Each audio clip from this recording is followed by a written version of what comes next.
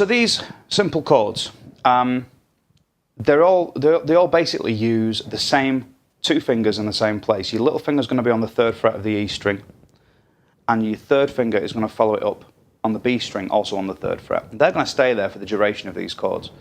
So the first one of these chords we're going to play is a G. The 2nd finger is going on the E string on the 3rd fret.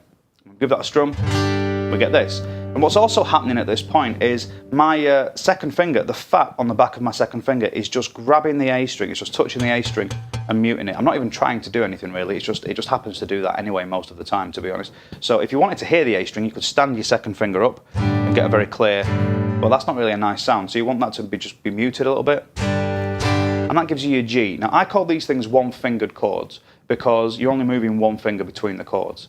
These two stay where they are. The actual names of these chords aren't as simple as I'm about to sort of say them. I'm going to say that's called G. Technically, that's a G5. It's not got a 3rd in it. Now, if you don't know what that means, that doesn't make any difference. You can just learn the chord as a box shape, and then you can get into the theory a little bit later. But all of the chords that we're going to do have got slightly different names. So, for example, that's a G. Sounds quite nice. So the next one, we're going to take that 2nd finger, and we're going to drop that 2nd finger down to the A string. We're going to strum the chord from the A string, and that gives us a C. Now again, that's actually a C add 9, but we're just going to refer to it as a C for now. And again, there's going to be a worksheet that's going to help you through this on the website, just below this video.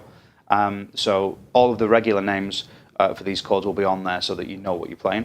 So that's the first two. We've got the G, we've got the C. So far, reasonably simple. And now the next one's an E minor, and the way that we're going to do that is the 1st finger is going on the 2nd fret of the A string, and then we're going to strum from the E string.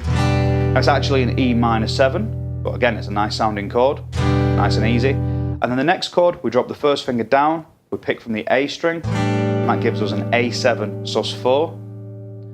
And then the next chord, we drop the 1st finger down and strum it from the D string, and that gives us a D sus4. So just going through those one at a time, we've got the G5, we've got the C add 9, we've got the E minor 7, we've got the A7 sus4, and then we've got the D sus4. Now you can think of these as G, C, E minor, A, and D. You don't have to think about them as those full extended names. And the reason why you might do that is because if you're playing a song that's in G and has got G's and C's and D's and E minors in, then these are really, really quick to play. If we do a G and then a C and then a D and then an E minor, you can get between them really, really fast. And they sound great. They're really, really good fun to play. I play these loads when I'm doing gigs because they're very simple. They're not difficult to get your fingers to. They're easy to change. And if you're singing a song, you might want to have something easy to play while you're singing that song so you can be thinking about the lyrics or thinking about delivering a good vocal performance.